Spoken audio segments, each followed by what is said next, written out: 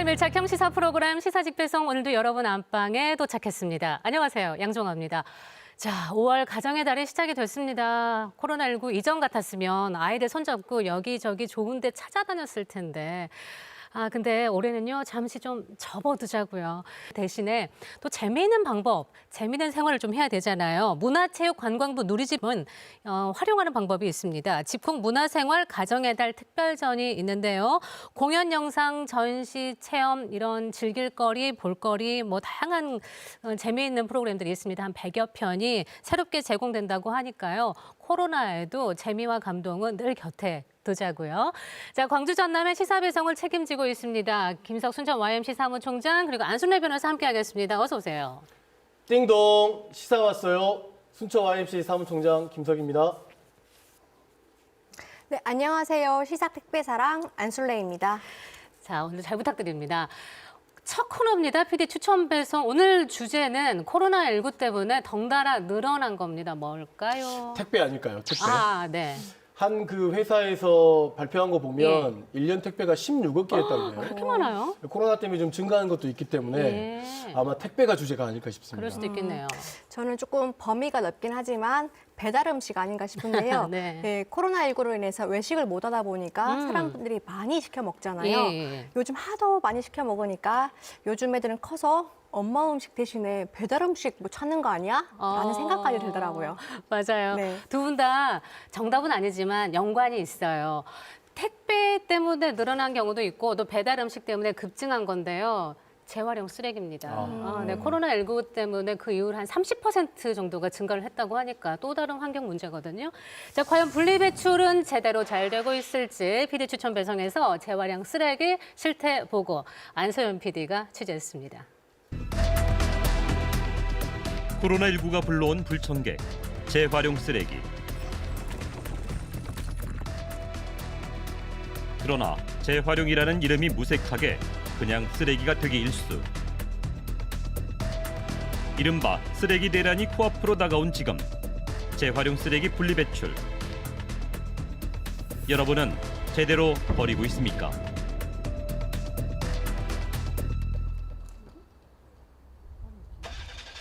광주광역시 풍암동에 살고 있는 박홍현 씨 남매는 코로나19가 장기화되면서 생활에 변화를 겪은 것이 있다고 합니다.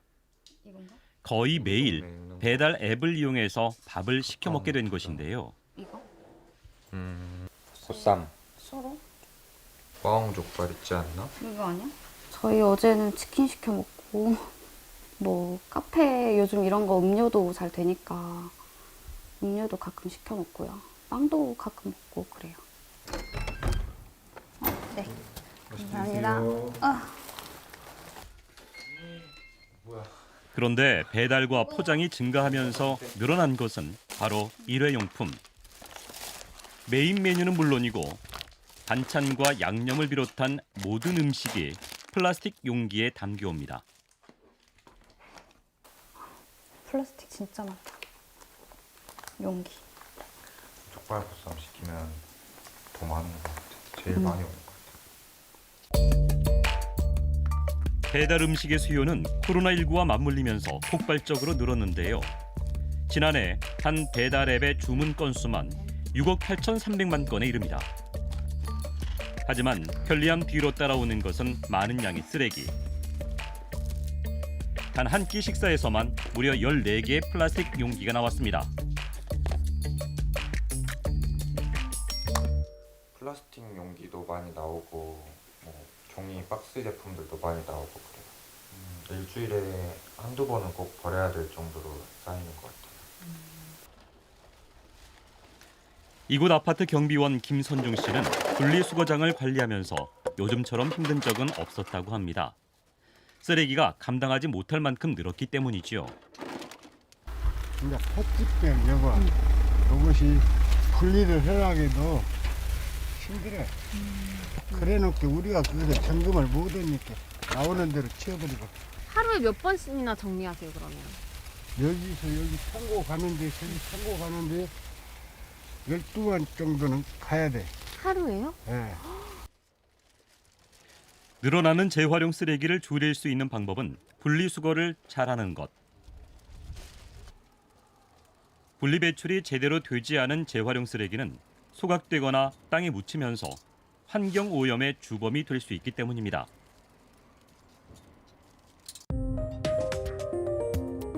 코로나19가 발생했던 지난해 폐기물은 플라스틱이 18.9%, 종이가 24.8%씩 증가했습니다. 재활용 쓰레기 가운데 5개 중 하나는 분리배출이 되지 않은 채 버려졌다는 얘기입니다. 생활 속에서 재활용 쓰레기의 분리배출은 제대로 되고 있을까? 재활용 쓰레기 수거 현장을 따라가 봤습니다. 이곳에서는 매일 아침 재활용 쓰레기를 수거하는데요. 원칙적으로는 분리배출된 쓰레기만 나와야 하는데 그 안을 확인해 보니 재활용 쓰레기가 아닌 쓰레기가 뒤섞여 있었습니다. 보시면 이 옷가지들 있죠? 네. 옷가지들은 따로 분리를 하셔가지고 수거함에 넣으셔야 돼요. 이렇게 분리수거함에 넣으셔야 이게 저희가 이렇게 가져갈 수는 있습니다. 같이 있으면 가져갈 수가 없어요. 예, 현재 그런 상태입니다. 가전제품. 가정제품. 가전제품도 이렇게 넣어놓는 거. 아, 이거 막 칫솔 이런 거구나. 옷가지부터 가전제품, 오염된 일회용품까지 뒤섞여 있어서 분리배출이라고 보기 힘든 상황입니다. 주택과 상가가 밀집된 지역의 경우 분리배출이 제대로 되지 않은 채 쓰레기가 버려지는 경우가 많다고 합니다. 환경미화원들은 아파트처럼 분리수거함이 곳곳에 설치되어 있지 않기 때문이라고 말합니다. 그렇다면 이렇게 수거된 재활용 쓰레기는 어디로 가는 것일까? 광주광역시 북구에 위치한 재활용 쓰레기 선별장. 광주의 25만 세대에서 발생한 재활용 쓰레기가 모두 이곳으로 들어옵니다. 하루에 처리하는 양만 100여 톤으로 코로나19 발생 이전과 비교했을 때 20-30%나 늘었습니다. 박찬익 대표는 재활용 쓰레기가 늘면서 폐기물도 덩달아 늘어서 선별장에서는 이른바 쓰레기 대란이 벌어졌다고 말합니다. 순수 재활용품만 들어오면 상관이 없는데 폐기물 양도 그만큼 또 늘어나니까 힘든 거죠. 예를 들어서 플라스틱 속에 이게 스티로폼 일회용 용기라든가 네. 이런 거는 안 되는 거죠. 이렇게 아. 이런 거는 안 되는 겁니다. 이렇게 팩도 종이가 붙어 있고. 아, 요거는 지금 종이가 붙어 있어서 안 그렇죠. 되는 거예요? 예. 쏟아지는 물량에 다시 분류해야 할 쓰레기까지 선별장 안에는 이미 쓰레기가 산처럼 쌓여 있습니다. 이게 지금 하루 양이에요? 하루 양입니다. 하루요? 예. 어마어마한 거죠. 재활용 쓰레기는 3차례에 걸쳐서 선별하는데요. 먼저 컨베이어 벨트를 거쳐 2층 선별장으로 옮깁니다. 이곳에서는 기기가 분리할 수 없는 쓰레기를 사람 손으로 일일이 골라냅니다.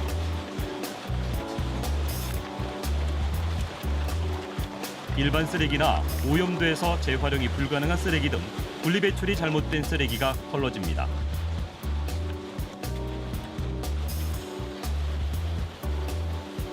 작업자들이 1차적으로 선별한 플라스틱 쓰레기는 선별기를 통해 크기별로 또 재질별로 분류합니다.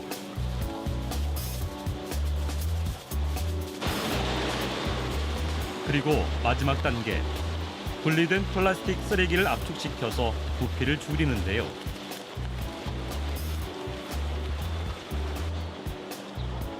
이렇게 분류된 재활용 쓰레기는 모두 자원으로 쓰일 수 있을까? 안타깝게도 그렇지 않다고 합니다. 이게 버릴 거예요. 아, 이게 다 버릴 거예요? 예. 재활용이 불가능해서 폐기해야 할 쓰레기는 무려 30-40%. 수거해온 쓰레기의 3분의 1 이상이 그냥 쓰레기가 돼버린 것입니다.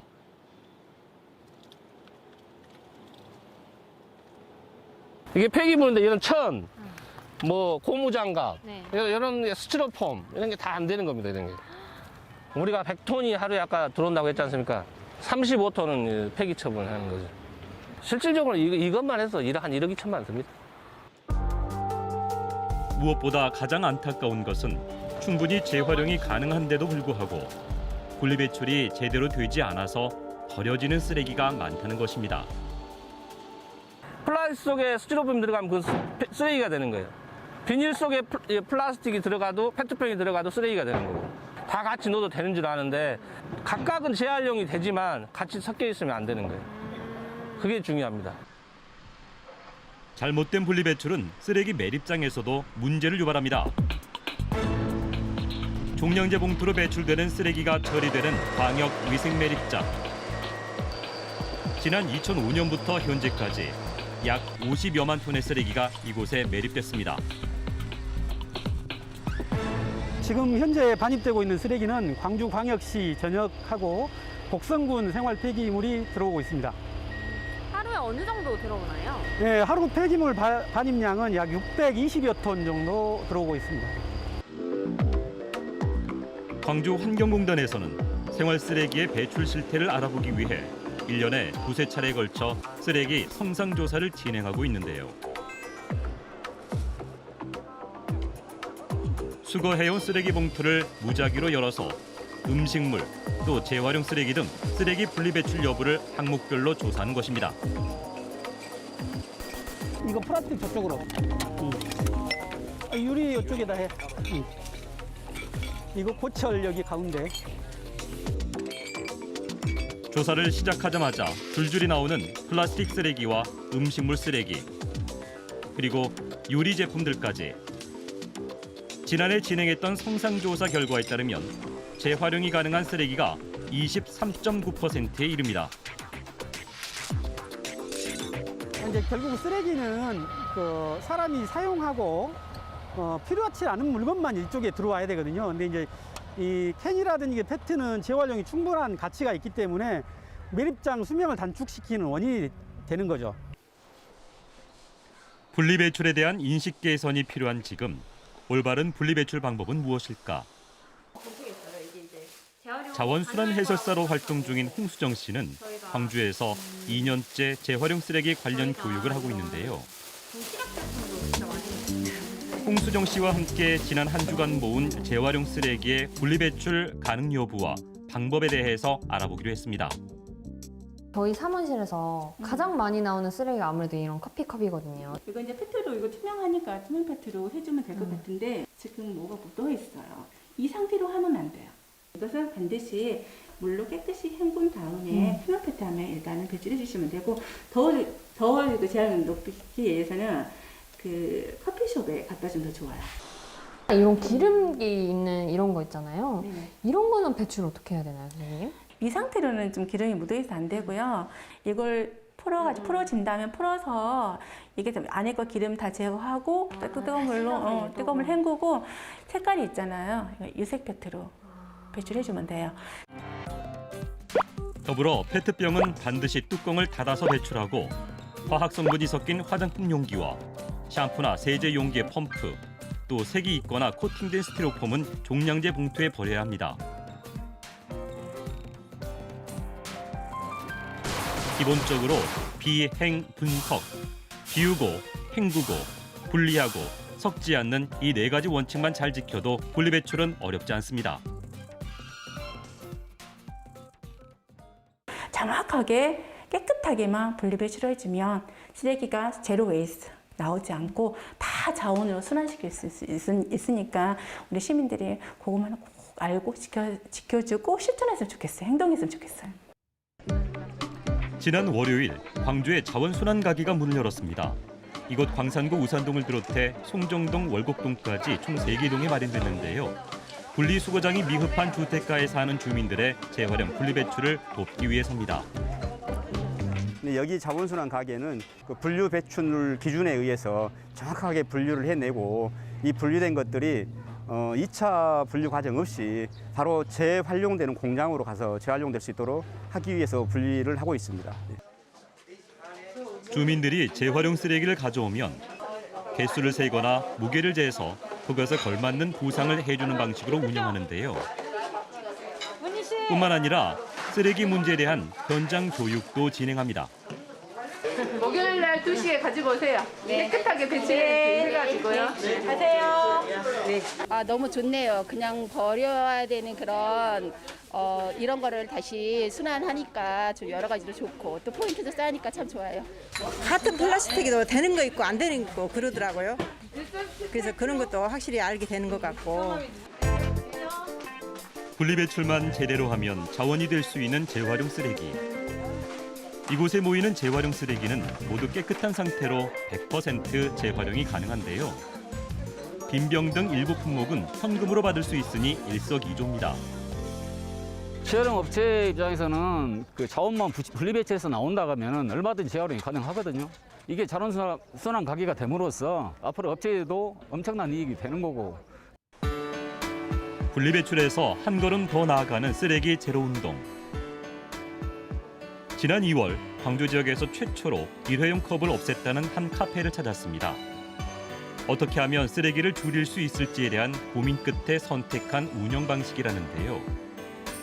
서울의 연희동에 있는 보틀 팩토리라는 곳에서 이제 시작을 했는데요. 저희가 이제 그 연희동에서 그런 시스템에 대해서 배워서 그래서 작년에는 빨대 먼저 빼기 시작했고 이제 이번에 2월부터는 일회용 컵을 빼고 텀블러로 이제 대여 시스템을 시작한 거.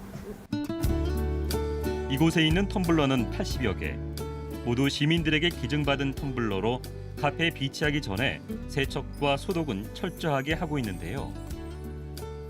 처음 시작했을 때는 생소한 운영 방식에 불편해하는 손님도 많았지만 최근에는 환경에 대해서 생각하고 또 쓰레기를 줄이기 위한 노력에 동참하려는 손님이 늘었다고 합니다. 일상에서 실천할 수 있는 환경운동이자 교육과 홍보의 장으로 자리매김하는 중입니다. 일회용품 문제가 심각하잖아요. 그래서 우리가 우리 환경을 생각해서라도 우리 지구 환경을 위해서라도 이런 곳이 많이 생겨야 되고 또 우리가 일부러라도 더 애용을 해야 되지 않을까 생각해요. PD 추천 배송을 보면서 이렇게까지 반성해 본 적이 없는 것 같아요. 그러니까 귀찮아서도 그렇지만 이게 잘 몰라서 애매해서 그래서 이제 종량제 봉투에 슬쩍 집어넣은 적도 있는데 반성합니다. 네, 그러니까 저도 지금 반성을 많이 하게 됐는데요. 그러니까요. 우리가 그 음식 포장할 때도 일회용 용기가 만만치 않게 오잖아요. 그렇죠. 근데 이거를 조금 말하자니 좀 까탈스러워 보이지 않을까 또 싶기도 해서 말을 좀 못하겠더라고요. 판매하는 곳에다가 말을 하고 싶어도. 제가 이제 소속돼 있는 순천 YMC 1층에도 노플라스틱 카페를 2018년부터 운영하고 있는데요. 네. 사실은 텀블러 들고 다니는 게 참 쉽지 않잖아요. 근데 텀블러 들고 다니는 사람에게 철저하게 이제 우대해주는 정책을 현재 하고 있습니다. 네. 그래서 지금은 약 60% 이상의 손님들이 지금 텀블러를 이용하고 있을 정도거든요. 그러니까 생활 양식을 조금 바꿔가면서 우리가 지구를 마을에서 지키는 사람이다라고 하는 자부심도 좀 가지면서 이런 문제들을 좀 해결하기 위한 노력이 좀 필요할 것 같습니다. 우리 또 플라스틱 감싸는 그 비닐봉지 있잖아요. 너무 많아요. 근데 그거 혹시 그 뜯기 쉽게 이렇게 점선으로 되어 있는 거 확인하셨을까요? 그런 게 있어요? 네, 요새 그 플라스틱 그렇죠. 점선으로 요즘은 그렇게 안 되면 네네. 좀 재활용되는 게 어렵기 때문에 업체에서 그렇게 만들어가고 있습니다. 이렇게 몰라요. 네, 기업들도 그 물건을 파는 데만 집중하지 말고 예. 물건을 담는 용기가 어떻게 하면 편하게 재활용될 수 있을까도 고민하면서 물건을 만들어서 팔았으면 좋겠습니다. 네. 이 자원 재활용 문제 정부와 기업 꼭 함께 노력해야 할 것입니다. 정부와 기업이 제대로 된 행동들을 해주셨으면 좋겠고요. 그러니까 화면에서 봤던 것처럼 우리가 해야 될 거는 비행 분석, 비우기, 헹구기, 그리고 분리하기, 섞지 말기. 안 섞어야지 이게 재활용이 가능하니까요. 꼭 기억해 주셨으면 좋겠어요. 자, 여러분께서는 생활 밀착형 시사 프로그램 시사집배송 함께하고 계십니다.